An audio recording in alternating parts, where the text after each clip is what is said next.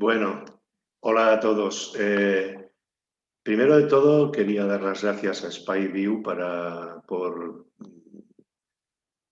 plantearme ofrecerme la posibilidad de compartir con vosotros algo de mi experiencia como terapeuta, como discípulo, bueno, en el proceso que he seguido en mi vida de crecimiento personal. Cuando Diego me planteó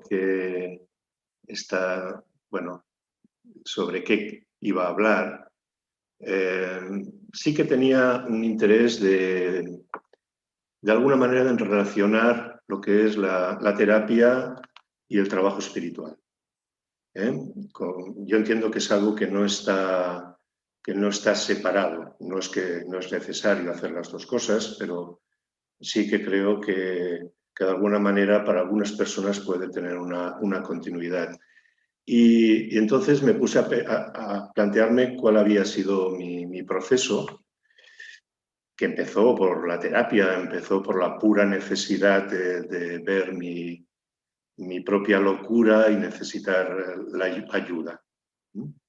Y al ver eso me di cuenta de que, bueno, algo que a veces que es muy, vamos, que era tan evidente para mí que ni me había dado cuenta específicamente, ¿no? Que es que en la Escuela de l'Ésser, que es de donde vengo, se dio un proceso donde las dos personas que eran los directores, que eran mis terapeutas, Xavier Puigdevall y Ampar Fresquet, primero fueron mis terapeutas, luego fueron mis formadores. Esto es bastante habitual. Cuando uno se forma como terapeuta es fácil, si el propio terapeuta es formador también, es fácil que se dé. Esto no es tan extraño. Pero luego ya al cabo de unos años se convirtieron en mis maestros. Y entonces lo que me movió es decir, bueno, ¿qué es lo importante? ¿Qué es lo importante en este proceso? Y tiene que ver con la relación. Tiene que ver con dos formas de relación que tienen puntos en común, pero otros no, que son la relación terapeuta-cliente y la relación maestro-discípulo.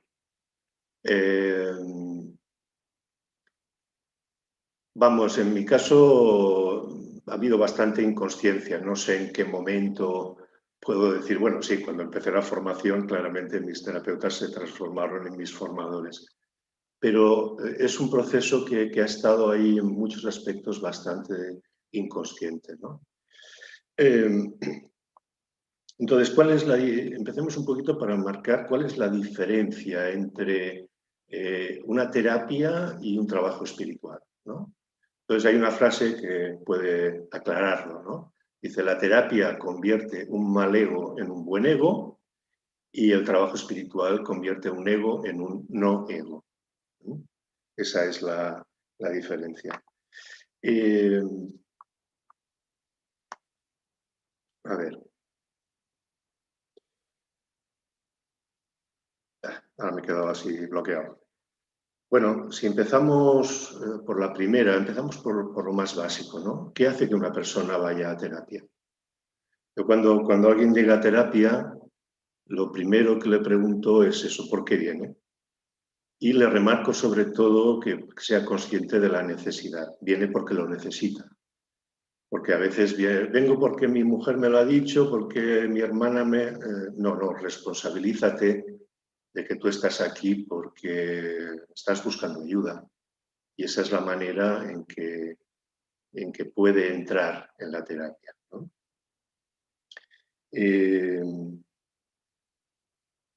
Cuando el cliente llega, claro, lo que sana no es tanto ni los conocimientos técnicos que tenemos, los cursos que hayamos hecho, las técnicas que utilicemos, no es tanto eso, ¿no?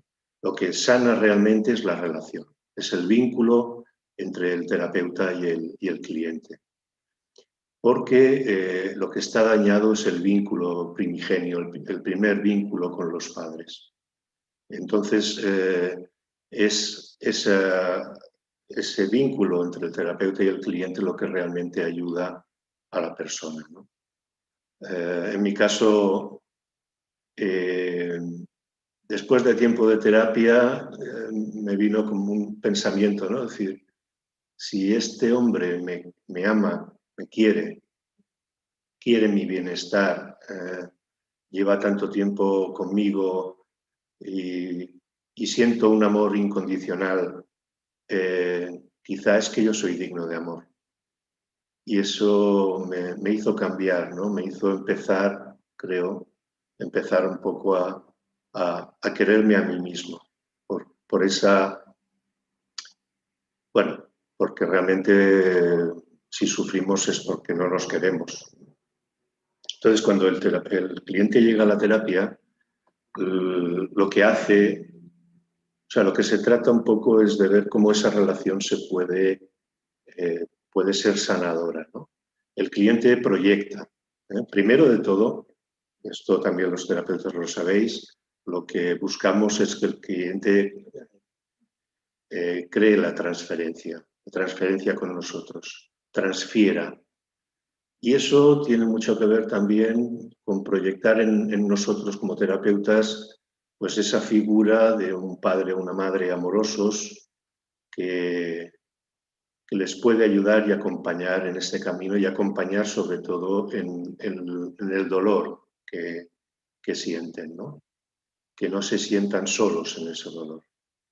Eso va, como ya sabéis, con dos elementos, ¿no? Hay el apoyo a lo positivo, pero también hay la frustración de lo negativo, si no, no hay crecimiento para la persona. En una ocasión tenía una mujer en terapia y vino su pareja. Y el hombre venía claramente a ver qué están haciendo aquí, de qué están hablando. Y me hizo un comentario que me llamó mucho la atención, ¿no? Me dijo, ahora entiendo lo que me dice mi pareja, ¿no? Me dio, no sé, me dio a pensar que lo que estábamos haciendo era realmente lo que hacemos es sustituir, digamos, ¿no? Una manera de hacer que no es amorosa por una visión, por una forma de pensar y una forma de sentir que sí, ¿no? Nosotros recibimos de los padres, recibimos cosas buenas y cosas malas, ¿no? Las cosas positivas forman parte de nosotros, las integramos en nosotros. Son los aspectos negativos los que se quedan como unas partes nuestras poco amorosas. En la carrera, yo hice la carrera después de la formación y realmente, bueno, no es que aprendiera mucho porque ya la formación en Gestalt y la formación que había recibido de mis terapeutas era de una buena cualidad, ¿no? De una gran calidad. Pero hay una cosa que sí que me llamó la atención y es que hay un momento que los niños pequeños, hay un periodo que suele ser muy breve, que hablan en voz alta consigo mismos y que lo que hacen es, de alguna manera, están estableciendo una conversación en voz alta entre entre el padre, la madre y el niño. Son, por ejemplo, esos niños que a veces castigan a la muñeca, ¿no? La ponen contra la pared, no te has portado bien y te castigo contra la pared. Ahí aparece la voz del padre o de la madre, depende. De alguna manera, esa conversación, ese diálogo en voz alta, que ya os digo, es un periodo muy pequeño de tiempo, se convierte en silencioso y es la manera, queda, digamos, dentro de la persona, queda en ese diálogo interior que tenemos constantemente con nosotros mismos. Y eso es lo que miramos de limpiar, ¿no? Bueno, como en toda relación, digo, la relación es buena o la relación es sanadora para el cliente cuando el cliente ve al terapeuta, porque como el cliente está proyectando en el terapeuta todas sus historias con sus figuras paternas, no ve al terapeuta como una persona. Eso nos pasa también a nosotros como personas con nuestros padres. La figura o el papel que hacen de padre o de madre nos impide ver a los padres como seres humanos, como personas, más allá del papel que han tenido en nuestra vida. Y esa forma parte del proceso de curación. Y se trata de respetar a los padres. Cuando digo respetar, me refiero a no querer cambiarlos, a no querer que sean de otra manera. Bueno, entonces, ¿cuál es el trabajo? Bueno, voy a comentar un par de aspectos de la parte del terapeuta, ¿no? El trabajo o la cualidad principal que el terapeuta pone en juego en la relación con el cliente es la empatía. Realmente sin empatía no podemos ayudar porque no acompañamos, no somos sensibles. Es muy diferente la empatía a sentir pena. Cuando sentimos pena por el otro, nos ponemos por encima. Cuando sentimos empatía, de alguna manera también podemos hablar de compasión. Lo que le estamos transmitiendo a la otra persona es que nosotros también sabemos de ese dolor. Al fin y al cabo, los terapeutas somos terapeutas, yo creo, porque somos conscientes de nuestra herida y por eso podemos acompañar. Una vez Ampar me comentó que los terapeutas somos personas que nos hemos sentido muy solos y que eso hace que nos dediquemos a acompañar a otros porque sabemos de esa soledad, ¿no? Entonces el terapeuta, si está desconectado de su propia herida, de su propia sensibilidad, no puede acompañar a la persona en su curación, en su sanación. Entonces, esto en lo que respecta a la relación con el cliente. El trabajo individual o el trabajo del terapeuta tiene que ver con la contratransferencia. Cuando yo me siento removido o me toca los temas que trae la persona, porque yo no los tengo trabajados o porque todavía no me he enfrentado con ellos, me apego, no estoy ayudando a la otra persona, sino prácticamente me estoy intentando ayudar a mí mismo, ¿no? Entonces, es muy importante para los terapeutas que trabajemos, que seamos conscientes de la contratransferencia. El poder reconocer, el poder dedicar un poco de atención a esto me está tocando y cuando después, fuera de la sesión, poder enfrentarme a ver en mi vida esto cómo es, de dónde viene, cuál es su origen.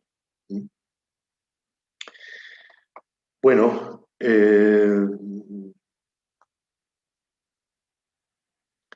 sí, en realidad lo que estamos hablando es de algo más general, ¿no? Cómo tener una relación, cómo ver al otro y verme a mí mismo, cómo establecer un vínculo, ese vínculo que establecemos, ¿no? No sé dónde le leía a un terapeuta que decía que cuando a él le enviaban, uy, sí, ahora me ha entrado, perdón, me ha entrado el susto, pensaba que no lo había empezado a grabar.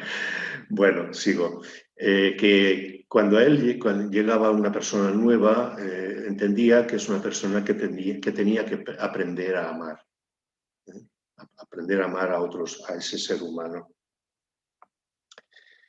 Bueno, no quería hablar mucho más de la terapia en sí. Igual que la terapia es un vínculo, es una situación que es muy difícil que podamos comprenderla si no la hemos vivido, si no hemos vivido esa experiencia no sé, supongo que os encontráis, que lo quieres comentar a alguien y el otro no acaba de entender muy bien, pero ¿qué es lo que hacéis ahí? ¿Solo habláis? ¿O es muy difícil de poder expresar cómo es ese vínculo, ¿no? Igual que alguien que no ha tenido nunca pareja o no se ha enamorado, es muy difícil que pueda saber qué supone eso, ¿no? Seguramente hay una relación que es menos no sé, conocida, bueno, no sé si conocida, pero es más difícil ponerla en palabras, que es la relación entre maestro y discípulo. Yo aprendí, lo que he podido, aprendí a ser discípulo viendo cómo mis maestros eran discípulos, ¿no? La primera persona a la que llamé maestro fue a Claudio Naranjo. Pero realmente no os puedo decir cómo llegó a eso. Solamente un día me di cuenta que tenía ese vínculo con él. Si al principio era una persona muy reconocida en el ámbito de la Gestalt y podía ir a hacer con él los SATs y otros trabajos terapéuticos, llegó un momento que me di cuenta que todo eso era como algo que estaba en la superficie, ¿no? En realidad había ese vínculo amoroso con él de reconocimiento como maestro. Dicen que el maestro aparece cuando el discípulo está preparado. De alguna manera esa figura exterior no es más que un reflejo del maestro interior. Igual que creo que podemos decir que el terapeuta exterior no es más que un reflejo del terapeuta interior. Lo que hacemos en terapia es ayudar a que la persona construya o fortalezca, como queráis llamarle, esa figura. No que dependa de nosotros toda la vida, sino que aprenda a que haya una parte de él que represente esa figura amorosa consigo misma, que aprenda a aceptarse, a reconocerse, que aprenda a ponerse límites. Entonces, a nivel de la relación maestro-discípulo, también pasa eso. Reconozco o encuentro al maestro fuera, o puedo reconocer, lo que os cuento que me pasó con Claudio, puedo reconocer al maestro exterior porque hay un maestro interior. Hay un maestro ahí, esa figura que está apareciendo o creciendo, como queráis llamarle, ¿no? Me dio que pensar, ya sabéis que los gestaltistas trabajamos los sueños como que todos los elementos del sueño son partes nuestras. Entonces, cuando empiezas a soñar con el maestro, claro, dices, no es Claudio. Claudio es una representación, es una encarnación o es poner en el mundo exterior esa figura interna que representa al maestro interior, ¿no? Claro, no todo el mundo hace el proceso ese de pasar de la terapia o de la relación con un terapeuta a una relación con un maestro. Y volvemos a lo mismo que de la terapia. Realmente es por necesidad. No me era suficiente. Yo me veía todavía muy loco. Sí que quería comentar una cosa también, que yo como cliente fui un cliente muy difícil. Pasada una primera etapa de enamoramiento con el terapeuta y de descubrimiento de muchas cosas y tal, pasé a una etapa de transferencia negativa y yo me pasaba sesiones callado pero lleno de resentimiento. Cuando os decía antes que sentía el amor de mi terapeuta, os puedo asegurar que no son palabras vacías. Realmente tuvo una paciencia conmigo, una paciencia porque los que sois terapeutas sabéis que esa es una de las situaciones más farragosas o difíciles o molestas, ¿no? de una terapia, ¿no? Cuando el cliente se encierra para adentro y se queda allí, bueno, ya os digo, una paciencia infinita conmigo. Si él tuvo esa paciencia conmigo, quizá puedo yo aprender a tener un poco de paciencia también conmigo mismo. Bueno, como os decía la frase al principio, ¿no? Bueno, os decía ahora, ¿no? Es una necesidad. Ya no es... no me he metido en esto porque, no sé, yo nunca he sido un gran meditador, ni más bien soy muy desidealizador, con lo cual no... Y bueno, que seguí en ese camino sin tampoco saber exactamente en qué momento se convirtió Xavier Puigdevall y Ampar Fresquet se convirtieron en mis maestros. Primero fue Ampar, ahí sí, y luego ha sido Xavier de hace ya bastantes años, ¿no?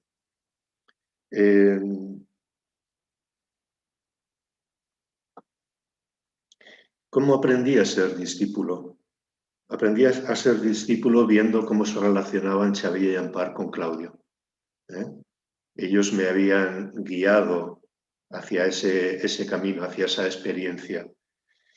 Y yo creo que es una muy buena manera el poder ver. A mí me parece sospechoso un maestro que no reconoce a sus maestros. Un maestro que no sientes que tiene, y esto hablaremos más tarde, ¿no? Devoción. Y con cuidado porque es una palabra que a veces se entiende muy mal, ¿no? Que no ves que hay ese amor por el maestro, por sus maestros. Porque, bueno, esto es una de las, bueno, de las pruebas más difíciles seguramente que pasa a un maestro, el engrandecimiento de su ego, ¿vale?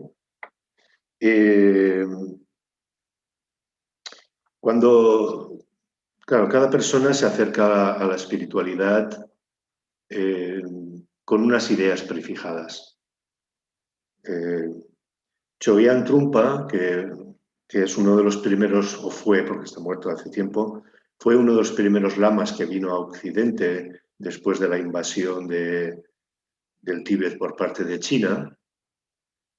Y ahora, ¿por qué os contaba esto? Ah, queda bloqueado.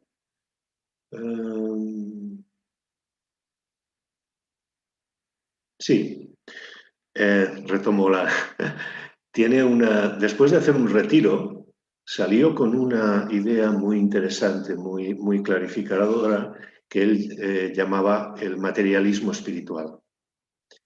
Nos acercamos, sobre todo al principio, a la espiritualidad con unas ideas prefijadas. Queremos conseguir cosas. Me siento a meditar porque quiero conseguir la calma mental.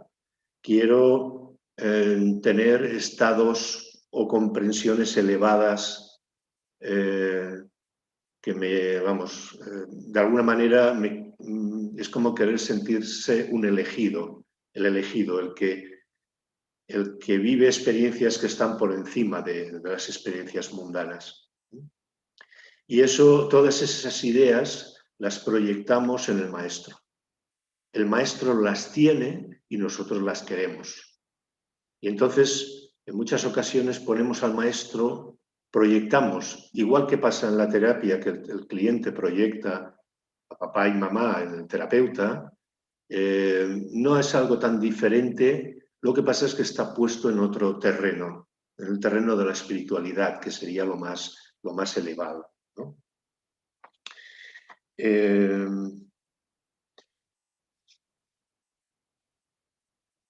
Y es justamente ese es uno de los obstáculos más grandes que tenemos.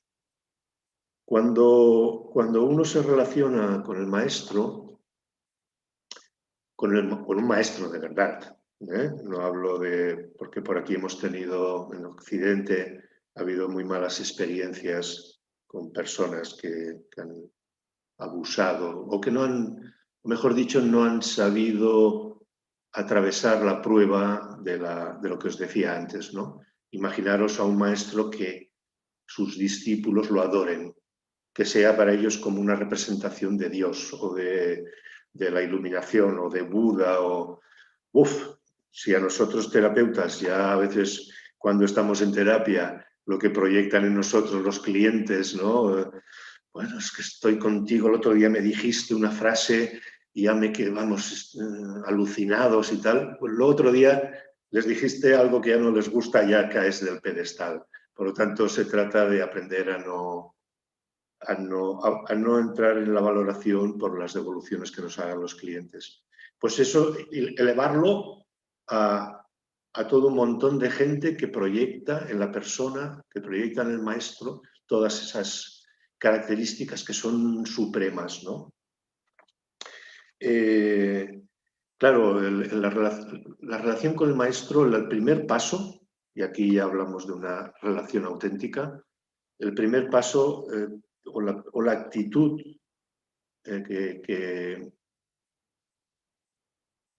con la que nos tenemos que acercar al maestro tiene que ver con una actitud de entrega. Cuando digo entrega no estoy hablando de una obediencia ciega.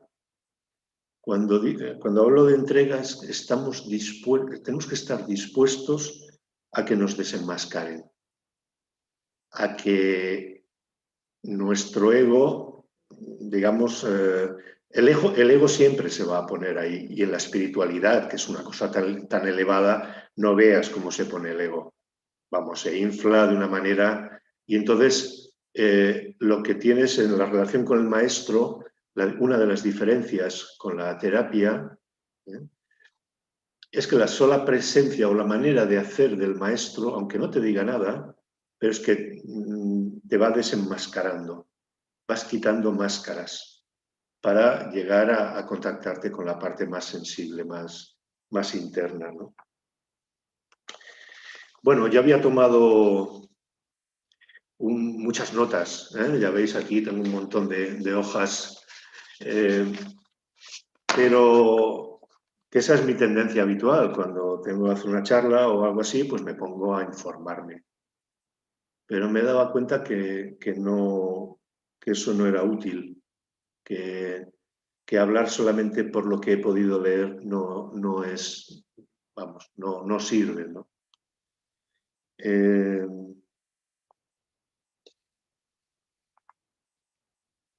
La verdad es que no tengo mucha idea de cómo ha ido mi evolución. Son muchos años ya de relación. Ya os digo que no fue tan fácil pasar de sentirme cliente o de ver a Xavier Puigdevall como mi terapeuta o mi formador y pasar a reconocer que era mi maestro. Creo que también ha ido acorde con su propia evolución y que yo he ido detrás, creciendo a su estela, digamos, ¿no?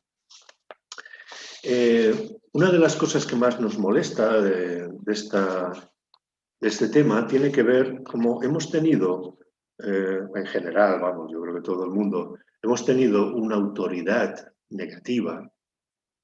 Generalmente la autoridad se ha convertido en una autoridad, en abuso de autoridad, en una mala utilización del poder.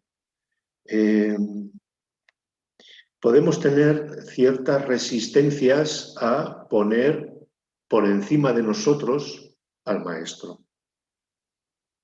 Eso a nivel digamos, visible, terrenal, pasa mucho cuando el maestro se sienta en un trono, en un sillón elevado, y a veces nos puede salir esta tentación o ¿no? Queremos sacarlo de ahí. ¿Y por qué este hombre?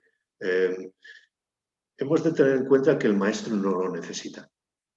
Él no tiene ninguna necesidad de sentarse, incluso que creo que en muchas ocasiones casi le molesta, ¿no? pero somos nosotros los que lo necesitamos. Necesitamos ritualizar esa diferencia de nivel. Necesitamos hacerla visible. Y ese trono elevado, lo representa, lo materializa.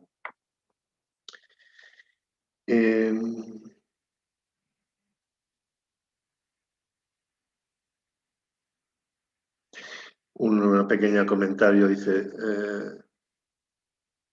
son un par de frases de Claudio.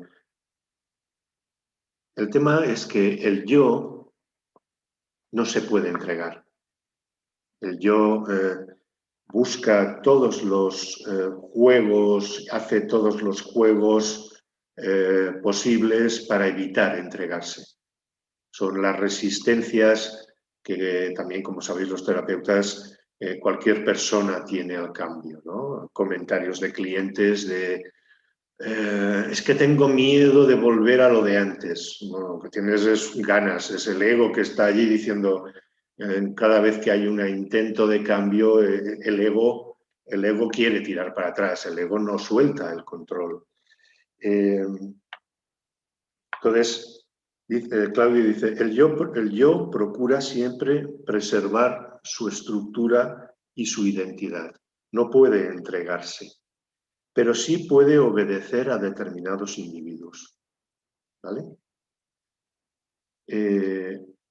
Entonces, igual que pasa con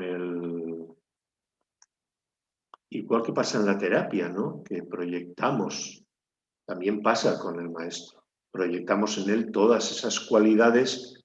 Sabéis que la proyección es poner fuera lo que tenemos dentro. Por lo tanto, quiere decir que son cualidades que nosotros tenemos, pero que no las reconocemos. Que no... sí, que claro, cuesta su trabajo. Y aquí quería introducir también una idea. Normalmente en todas las religiones, o en todos los caminos espirituales, ya para no hablar de religión, durante mucho tiempo al principio hacen todo un trabajo de purificación, de limpieza. Por ejemplo, en el budismo se hacen 100.000 postraciones, 100.000 postraciones, es lo que se pone así y luego se estira en el suelo. Luego se hacen 100.000 recitaciones de mantras. Cada mantra son 108, cada mantra no, de cada mala. Cada mala son 108 mantras, 100.000, y luego 100.000, ahora no sé si son, le llaman ofrecimientos del mandala o algo así. Fijaros que no es tan diferente de lo que hacemos en terapia. Postraciones tiene que ver con una limpieza del nivel corporal, sensorial. Los malas, la recitación de malas tiene que ver con una limpieza del nivel emocional. Y el ofrecimiento de los mandalas es una purificación de lo mental. Esto es una idea personal, lo que os voy a comentar ahora. Yo creo que la terapia, de alguna manera, no sé si totalmente o en una buena parte, pero creo que hace ese trabajo de purificación. Cuando lo que tratamos es de convertir un mal ego en un buen ego, quiere decir eso. No podemos pasar al siguiente nivel, que es de pasar del ego al no ego desde un mal ego. Ha de haber una purificación. Y el trabajo en Occidente, así como en otros países o en otras culturas, las tradiciones espirituales hacen estos procesos de purificación. Aquí en Occidente yo creo que la terapia suple este proceso. ¿Vale? Creo que toda persona que quiera entrar en un trabajo espiritual sería muy bueno que pasara un tiempo en terapia. ¿Por qué queremos convertir un ego en un no ego? Básicamente porque el ego es, ya lo sabéis, es la fuente del sufrimiento. El ego, a mí me gusta llamarlo el pequeño yo, porque a veces el ego lo tenemos asociado con sentirnos grandes, ¿no? Este hombre tiene un ego muy grande, quiere decir que se siente muy importante, ¿eh? Hablamos más de orgullo, pero no es así. El ego tiene que ver, el ego básicamente es falsedad, son capas que ponemos encima nuestro y que nos identificamos con ellas, ¿no? Entonces el ego lo que hace es, digamos, que una parte de nosotros coge el dominio de toda la persona, ¿no?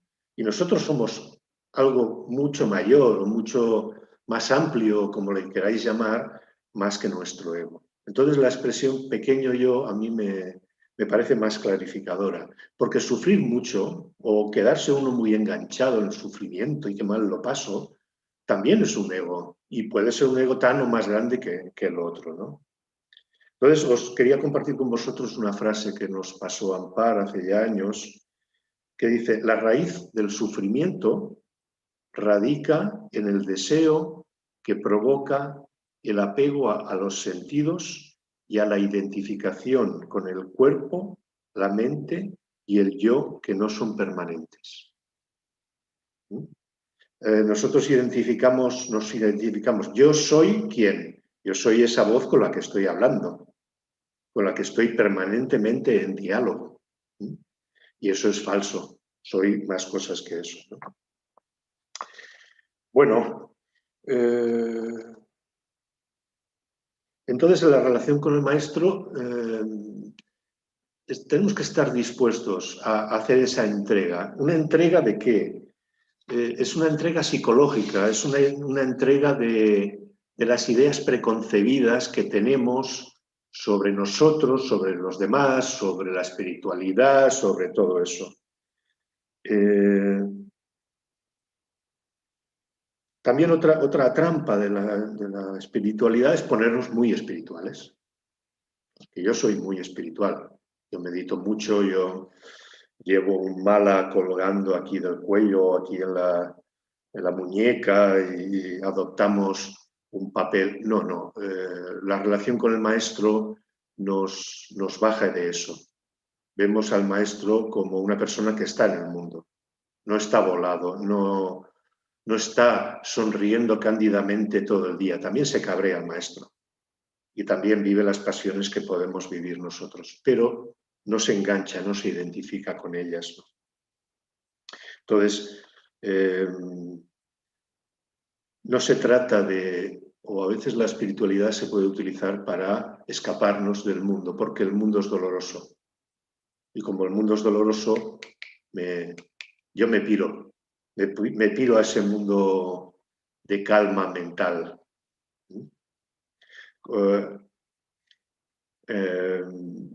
A mí me pasaba antes que meditaba por la mañana y salía de la meditación y ya estoy en paz, en calma.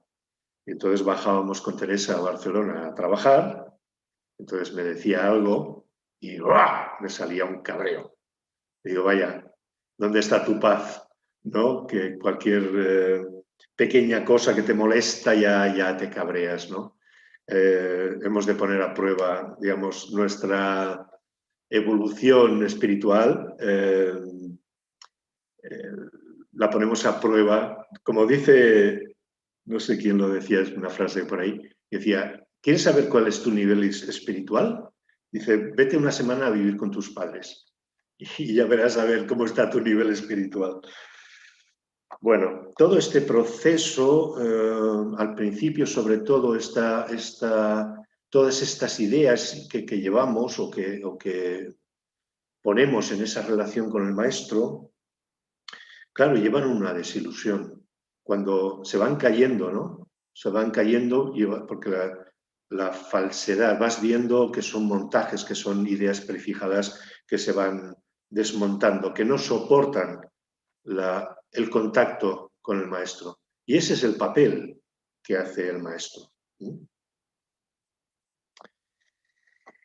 Claro, la cuestión es que, y esto es una experiencia que he tenido más de una ocasión con Xavier Puigdevall, y primero también la tuve, bueno, con Ampar y primero con Claudio, ¿no? Que solamente el encuentro te lleva a desmontarte, ¿no? Porque realmente el maestro no lleva máscaras. El maestro no tiene... Hay una frase a mí que me gusta mucho que dice que el maestro no tiene ningún interés personal, ni siquiera el de que nosotros nos iluminemos o que ni siquiera ese interés tiene. No hay nada personal en él. Claro que luego también también es una persona. Por eso todo lo que se proyecta en él, en esa grandiosidad, en lo espiritual, en lo elevado y que proyectamos en el otro, en él, como esa figura, bueno, un auténtico maestro, igual que un auténtico terapeuta, no se lo creerá. Él sabe su nivel de entrega, quiero decir, no nos necesita. Somos los discípulos los que necesitamos a los maestros, ¿no? En la relación con el maestro, claro, hay como hacemos lo posible por estar muy cerca, por sentirnos de alguna manera escogidos, ¿no?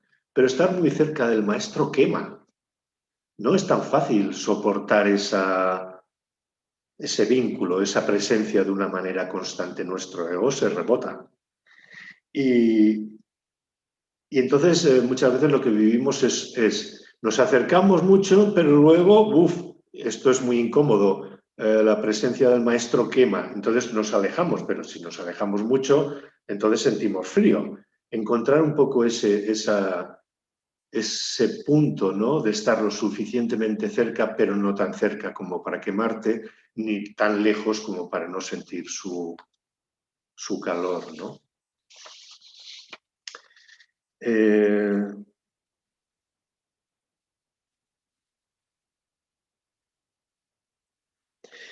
Hay una evolución, ¿no?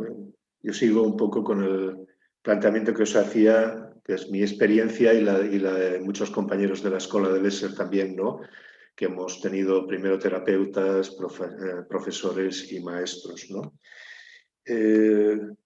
Yo creo que hay unas cualidades que se dan, ¿no? Por ejemplo, en la terapia, con el terapeuta, el cliente lo que desarrolla es la confianza. Un cliente no se abre Yo creo que todos los clientes, y nosotros también cuando hemos sido clientes, hemos puesto a prueba al terapeuta. No de una manera consciente o no yendo a buscar allí, algunos sí, ¿no? Pero no yéndole a buscar a ver dónde está el defecto, a ver si le pillo, sino sencillamente porque una persona no se abre, no comparte con nosotros los aspectos más dolorosos si no confía. Por lo tanto, primero el cliente lo que pone es la confianza, ¿no? Luego esa confianza se transforma en fe. No digo ya con un terapeuta, en fe un poco en uno mismo. Confianza significa con fe. Fe en que la vida, digamos, es buena, ¿no? Que las cosas difíciles que nos pasan son para aprender, son para crecer, ¿no? Y luego esa fe se transforma en la relación con el maestro en devoción.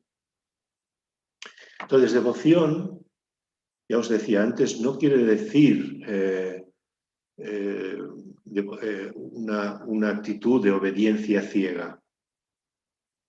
Devoción no es incluso ni por el maestro en sí, sino porque él representa algo que va más allá.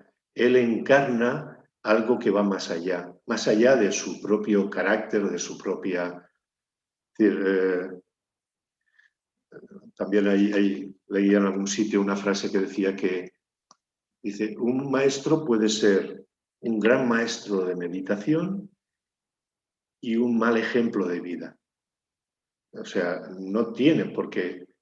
Cuando idealizamos a la persona y muchas veces los discípulos copian la manera de vivir del maestro, cuando no se trata de eso. Se trata de encontrar qué manera de vivir nos es buena a nosotros, ¿no? Por ejemplo, Chogyam Trungpa Rinpoche, que era un 8, daba enseñanzas bebía mucho. Se acostaba con todos sus hombres y mujeres, con sus discípulos. Era una manera de transmitir, era la suya. Luego los discípulos que también han bebido como el maestro le preguntaron a otro lama sobre este hecho, ¿no? Y decía, para beber como Chogyam Trungpa has de tener la mente de Chogyam Trungpa. A mí me gusta mucho una anécdota, no sé si conocéis a Pema Chodron. Pema Chodron fue una de las primeras discípulas occidentales de Chogyam Trungpa y tiene un libro que es muy conocido que se llama Cuando todo se derrumba. Y llevaba poco tiempo aquí en Occidente Chogyam Trungpa y tuvo un encuentro a solas con Pema Chodron. Y entonces empezó no sé exactamente, pero empezó a lanzarse sexualmente hacia la Pema. Y la Pema, ni corta ni perezosa, le pegó un pisotón. El Chogyam Trungpa iba descalzo, le pegó un pisotón, el otro ya entendió claramente el mensaje, es decir, por aquí no va, y Pema Chodron continuó siendo el resto de la vida de Chogyam Trungpa una de sus principales, por no decir la principal discípula que tuvo. Por lo tanto, hemos de tener en cuenta eso. O, por ejemplo, un ejemplo más, digamos, más sencillo. A un maestro que había nacido en Tíbet, una pareja que iba a tener un hijo, le preguntaron qué tenían que hacer cuando viniera el momento del parto. Y el maestro, pues, les explicó qué es lo que hacían en Tíbet. Bueno, el caso es que vino el niño y casi se muere la madre. Quiero decir, un maestro puede ser una figura, puede ser un buen ejemplo o una buena referencia a nivel de trabajo con el ego, pero no tenemos por qué copiar su manera de vivir, ¿vale? Entonces, hacia arriba, digamos, el camino espiritual es un camino en el que vamos solos, vamos en fila. No vamos con compañía a los lados. Es un camino en un cierto aspecto en soledad. Y entonces tenemos gente por delante y gente por detrás. Siempre tenemos. Evidentemente el maestro está por delante y cuanto más adelante mejor para nosotros. Y ese es el sentimiento de devoción. El sentimiento de devoción tiene que ver con el amor a algo más grande que nosotros mismos, que lo encarna el maestro, pero ya os digo, no específicamente en la personalidad o el carácter del maestro, sino ese aspecto de trascendencia que el maestro representa como reflejo de nuestro maestro interior. Entonces, hacia arriba, devoción. Hacia abajo, compasión. La compasión también nos incluye a nosotros. En este aspecto tendría mucho que ver con la empatía que hablábamos al principio como una cualidad del terapeuta. Compasión quiere decir que yo sufro, que yo conozco mi sufrimiento y puedo sentir compasión con el sufrimiento de los demás. Son las dos emociones, no sé cómo llamarlo, las dos características que que se trabaja en el camino espiritual. Compasión, la devoción tiene su origen en el amor hacia el Padre como algo mayor que uno. Es el amor, digamos, paterno, una cualidad paterna del amor. Y la compasión tiene una cualidad materna del amor.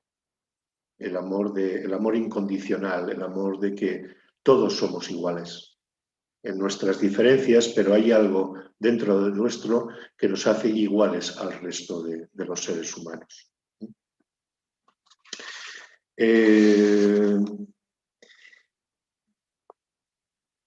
Quería acabar con comentar que el trabajo que hacemos en terapia con los padres, cuando llegamos a sanar esa relación, como os decía antes, cuando llegamos a respetarlos, a aceptarlos que son así, que han tenido esa vida, que son seres humanos, además de ser nuestros padres, que son seres humanos, esos padres, ese amor por ellos, se convierte en una puerta. Y esa puerta, cuando se abre, es lo que os comentaba. El amor por el padre se convierte en devoción, el amor por la madre se convierte en compasión. Y quería acabar hablándoos, porque yo he venido a hablar de mi libro, a hablaros del proyecto de mi maestro, que es la Asociación Bodhicitta. La asociación Bodhicitta es una palabra sánscrita que se escribe B-O-D-I-D-H-I, perdón, C-I-T-T-A. B-O-D-H-I-C-I-T-T-A. La bodhicitta es un concepto del budismo que tiene que ver con el deseo de que todos los seres se vean libres del sufrimiento y de las causas del sufrimiento, incluidos nosotros. No es solamente por los demás, no, nosotros también somos seres humanos y estamos incluidos en ese deseo de dejar el sufrimiento. Y mi maestro ha montado esa asociación Bodhicitta, que es una ONG, digamos, una asociación de ayuda, de proyectos pequeños. A mí me llamó mucho la atención que uno de los proyectos era dar un dinero a una familia de Nepal para alimentarse y poder pasar ese año. Era una cantidad pequeña, ¿no? No sé, 100, 200 euros, no sé, algo así, ¿no? Y yo pensaba, pero esto es un proyecto, pero esto, ¿cómo la asociación dice que esto es un proyecto? Me pareció muy interesante, ¿no? Ese punto de la humildad no como un sentimiento de hacerse pequeño, no se trata de eso, sino como hacer las cosas pequeñas. No hace falta hacer grandes cosas, ¿no? Y yo os invito a que visitéis la web, que os hagáis socios. Realmente hay 3 cantidades para hacerse socio, que es 5 euros al mes, 10 euros o 20. No hay una diferencia de socios, no es que los de 20 sean socios preferentes y los de 5, allí nadie sabe qué aportación hace cada uno. Y además hay mucho material de enseñanzas de lamas, que hay un equipo de traductores del inglés que están traduciendo al español y al catalán también. Y bueno, digamos que mi manera de colaborar o no sé cómo llamarlo, de reconocer, ya no es mi proyecto, yo colaboro con el proyecto de mi maestro. Pero ese proyecto tampoco es de él. En el fondo también es el proyecto de sus maestros. No es solamente... Ahí es donde uno puede, lo que os decía antes, ¿no? Donde uno puede encontrar o puede reconocer, ¿no?, cómo mi maestro se relaciona con sus maestros. ¿Vale? Bueno, hasta aquí. Espero que os haya resultado Bueno, es hablar de un tema que yo os digo que es muy poco, hay muy poco, incluso hay muy poco escrito, ¿no?